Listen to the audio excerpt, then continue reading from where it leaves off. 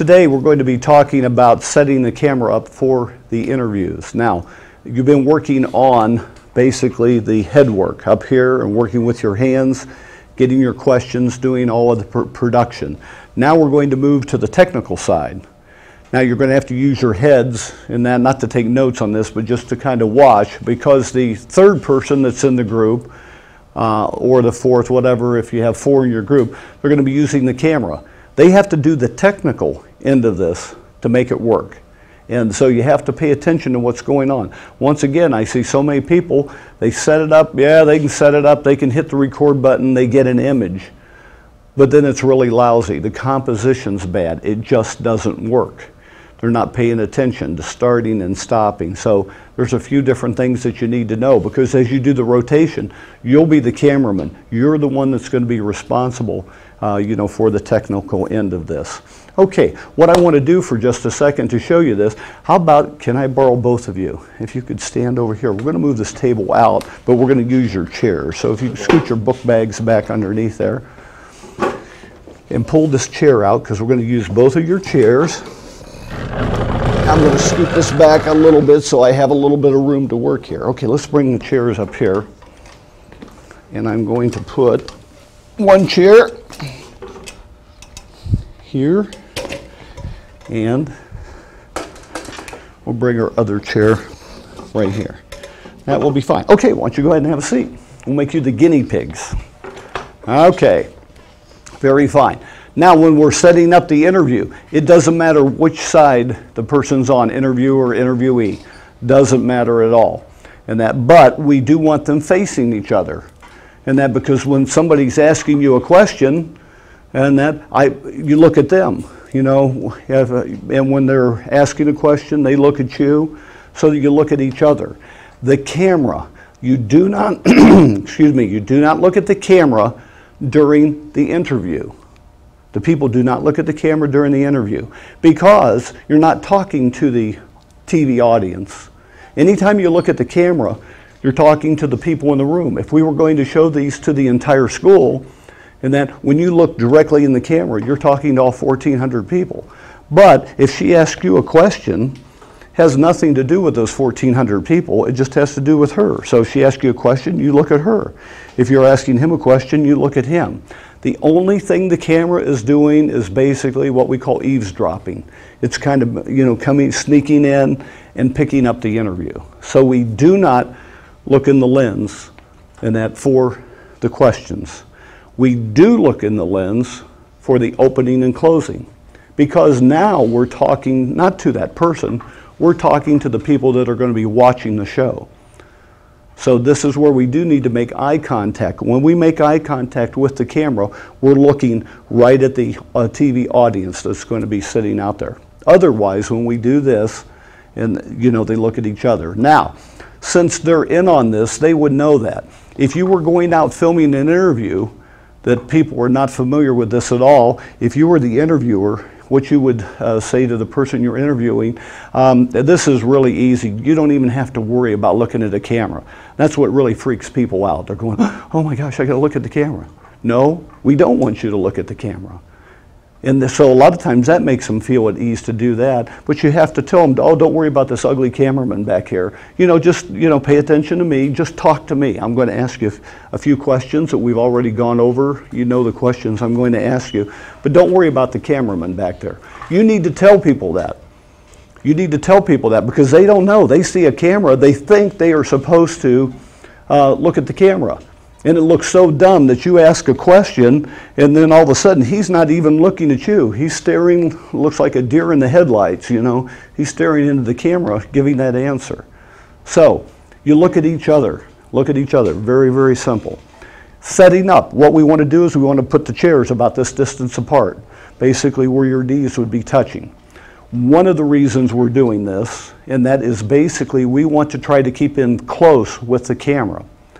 Now, if we were set up using external microphones like this little wireless mic, if we had a mic on each one of them, then they could be further apart and it would be fine. But right now, if they were further apart, I would have to have my camera back here. The further my camera is away from the subject, that's doing the talking, or what we call the audio source, the sound's going to be weak. The closer I can get the microphone to that person, basically the louder it's going to be. Remember, there's my microphone.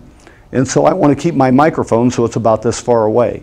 So bringing the people in close together when you do your interview, and then it's going to keep the microphone close, and it's going to give us better audio. So we're going to pretend that we're going to make you the interviewer, and you are the interviewee. So we want to pick up the interviewer asking the first question.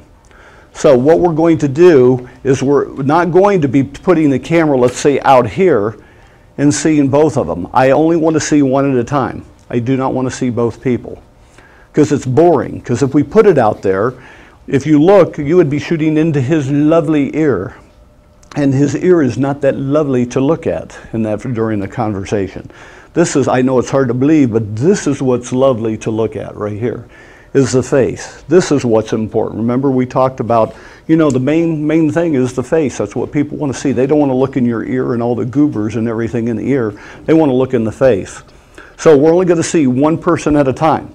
So you're going to ask a question. Cameraman, what you need to do, first of all, when you set up the camera, since we're going to be seated, we do not want the camera up both extensions on the legs, and that we only want one extension, because once again, rule of thumb, we generally want to be at eye level or slightly higher. So I just brought up one extension on the leg. If I need to come up a little bit higher, that's where I have my pedestal. I can, if I want to raise up just 2 or 3 inches, I can do that quickly by using my pedestal control on the camera. So I'm going to set up the camera, and if you will bring your elbow out like this. Okay, that's about where we want the camera lens, and that we want it somewhere right in here close to where the elbow. We don't want the camera way over here. We wanted to just have that person bring it up, and that camera lens should be somewhere just about the distance from the elbow. I will see people filming after we go through all of this, and they got the camera way over here at the side shooting. We don't want to do that. I want it close because I want to look in to the face. I want to look into the face. So I'm basically, this is called an over-the-shoulder shot. I'm going to set this up, and then I can compose my shot. What I want to do is I want to come in, and normally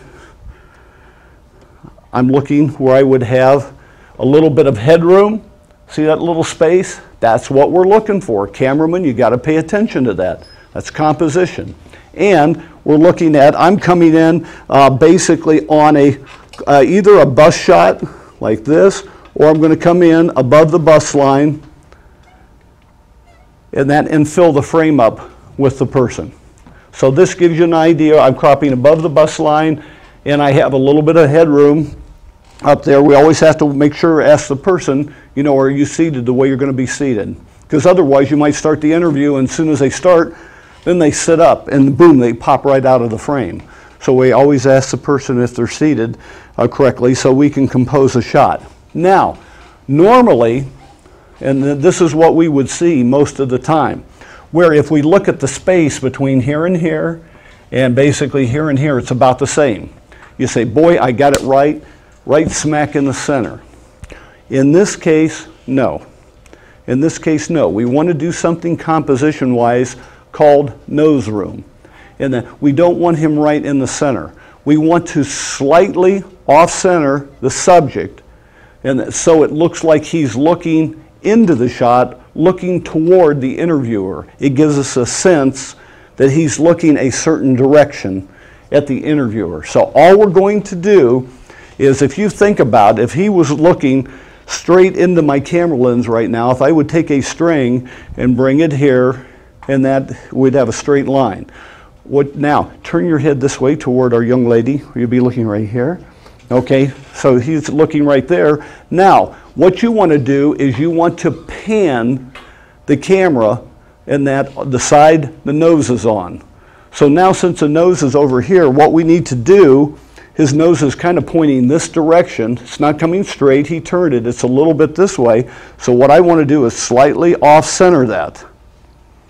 Okay, I'm slightly off-center, which means we don't have as much space here. We have more space on that side. That's called nose room. That's called nose room. So as the interview is going on, in that we will set it up, not centered. We would just pan it a little bit. Which direction to pan? The direction his nose is going. Since his nose is turned this way, that's the side we want more space on. That's called nose room. And it gives the viewer, the TV audience, the sense that he is looking into the shot. Looking into the shot. So we have them all set up, composed. We check out the headroom, we check out the nose room, everything's set. So as the cameraman, your job, I would say, are you all ready to go with your first question? And you go, yep, I'm all ready to go. So then all we have to do is, we're back here for the record button, and I have my hand up here. You don't have to look at my hand. You can see my hand moving down. We're not going to do any count-offs and so forth in this particular case because we're doing in-camera editing. But once you have the first question ready, and that, I go ahead and hit the record button, and then I point, and then you'd ask your first question. You know, what was it like that night that you spent in jail last weekend? Okay, he finishes the question, okay, finishes the question, and boom, I hit the pause button. Okay, now we need the answer. Now the only thing I do is I take the camera, I come over here, I come over this shoulder, about the same distance away. I'm coming in, basically doing a close-up shot. I've got a little bit of headroom up here, but now I have the head centered. Once again, if she was looking straight into the camera, here's my line, but since her nose is turned this way a little bit because she's looking at the subject, then I need more space on that side. I need more space on that side, just a little bit. It doesn't have to be like that way over here. So you find your center, off-center it just a little bit. So now you see there's more space over here than here. It just gives a better look. You'll see when we play these interviews back, it makes it look like, you know, that she's looking at somebody over there. He's looking at somebody on this side. And so all you have to do, figure out the nose is pointing that way and just off-center it just a little bit. And then I would ask, are you ready for your answer? She goes, yep, I'm all ready. I hit the record button, make sure it says REC up there, point, and you say, oh, I had such a good time in jail. The food was lovely that night. We had a 3-course dinner plus dessert. It was wonderful. She finishes, you hit the pause button.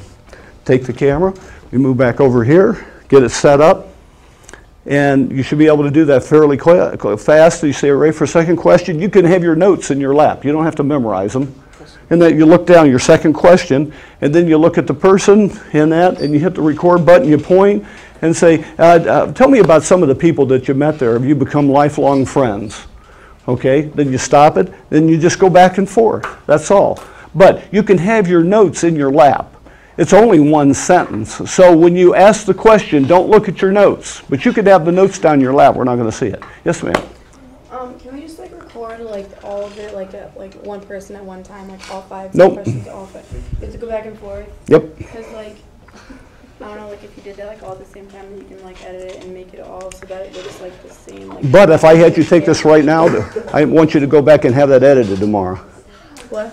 But if we did that, I would say, okay, we'll take this and go back and have this edited and finished tomorrow. You know why you can't do that? Why? Because you don't know how to edit. Okay, no, that's exact. The reason why, is that the way we would normally do it? Absolutely. Okay. She's got the right idea. That's the way we would normally do it. But for the first exercise, in that I want you to be familiar with in-camera editing. Okay, we do. Make sure it's on your tape right back there. Hold on. We have in-camera editing. That's why we're doing this particular exercise, just to show you that you could actually have one camera, make it look like 2 cameras. Make it look like 2 to do this. And if you do it very carefully, you can do some really neat stuff by being a good cameraman. Now normally, what we would do is we would set the camera up and go through, and we would get all the answers, and then we could go the other way, get all the questions, edit them together. And it's a heck of a lot easier. But I don't want easy on this because first of all, we can't edit them because you don't know how to edit. That's going to be another whole section, you know, to do that. Now, here's the thing that we're going to do. One of the things, let me give you a little bit of math. Oh boy, this is the one time I get to do math.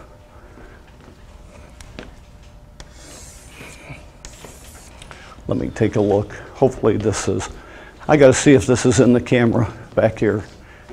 This is my one chance to show my, oh yes, my math. All right, wonderful. Okay, well that's a pretty lousy circle. How many degrees are in that circle? 360. Okay, if I cut that circle in half, 180. Look at this, you guys are 180 degrees. Okay, we're done with math. That's the only thing that I'll have to go over with math in the class. This is very important, this is called the 180 degree rule. 180 degree rule that they use. What that means is, if we take our two subjects, I'm going to draw a circle around here. I'm drawing a line right between their heads. And that. So we have 180 degrees here, we have 180 degrees over there. Whichever side you start filming on, you do not cross the line. Don't cross the line. So the way I'm set up right here, I film here, and then I come over here and film, then I come back here and film. Even if you were doing all the questions at the same time, we stay on this side. Do we have to stay on this side? No. We could do the entire interview over here. If this was out of the way, I could have my camera here, but then I need to take my camera over here. Do not cross the 180 degree line. So we don't want to do one here and then come over on this side. Because when you put it together, in that each person will be looking at this, going the same direction. It won't look like they're looking at each other. And that they'll both be looking this way. Here comes a question and here's the answer going the same direction. It looks goofy. It doesn't make sense. All you have to remember, very simple, draw a line, stay on one side. Do not cross over. Do not cross over that line. You can go either side, doesn't matter. You can go here, you can go there, but don't cross over the line. That's called the 180 degree rule. But it should be pretty easy to remember, and it will work out real fine. So what you're going to do on the tape though, you're going to start out and you're going to do your stand-up opening.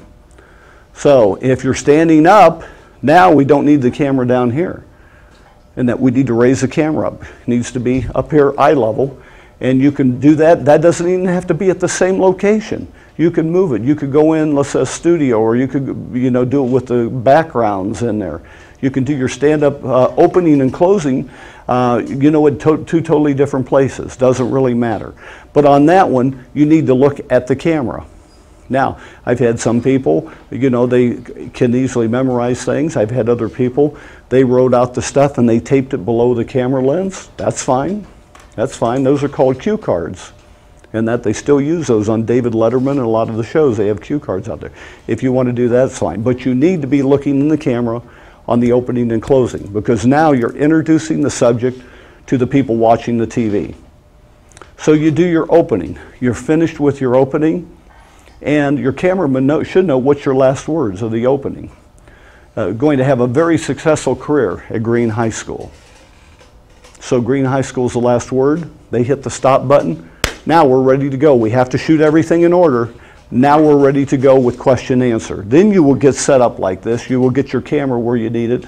Question answer, question answer, question answer. You finish your last one. Then you need to do your stand-up closing. Well, it certainly sounds like a very interesting night that Joe spent in jail. Hopefully all of you will have that opportunity someday. You do your closing, and the very last thing you say is, for WGHS, I'm Joe Schmedley. And you do your tagline at the end and stop. You're done. You're done. And then we get the next person in your group. Different cameraman, different interviewer, different interviewee, and you go through and tape that. So that's why it was said it was going to take us a couple of days to do it. Now, if you play it back, and then you can go ahead and play it back and take a look at it and say, wow, that was wrong. Camera's on the wrong side, this doesn't look good. If it doesn't look good, you can go ahead and retape it. You can go ahead and retape it. And like I said, these will not be perfect, guaranteed. Never had one yet in 17 years. I've never had anything perfect. I've had some really nice ones that worked out really well. But make sure that when you place something back, that if you're ready to tape the next one, make sure you're at the end of the last one so you don't tape over it. That's what we talked about, queuing up the tape. Making sure you're at the correct spot so you do not tape over what you did yesterday. And you have to, once, just like on your test, make sure your cable is unplugged so the microphone internally is activated, or you'll come back here and have no sound. So you have things to think about, just not put the camera out. Hey, I know how to turn it on. I know how to record. I mean, things like all the, you know, is it recording? Is it recording? Do I have this out? Do I have the camera at the right height? Do I have it at the right location? You communicate with your interviewer and interviewee, you know, to get these correct. What I will do is once we have a group that have all of theirs ready, let's say we've got 3 people, everything's typed up, ready to go, I will take you to a location. We're going to spread you out. We'll put some in the studio, down in the lobby, down in the commons, over here. We're going to put you in some different locations so you can tape these. So, okay, what we need to do before you take your break, when you come back, and then you need to finish writing, you need to type, and I'll put my email address back up there again to send those to me. I will let you know, I'll pull out my email, let you know when they're there. I will print it out for you. Okay, once you go ahead and take your break, be back in 5,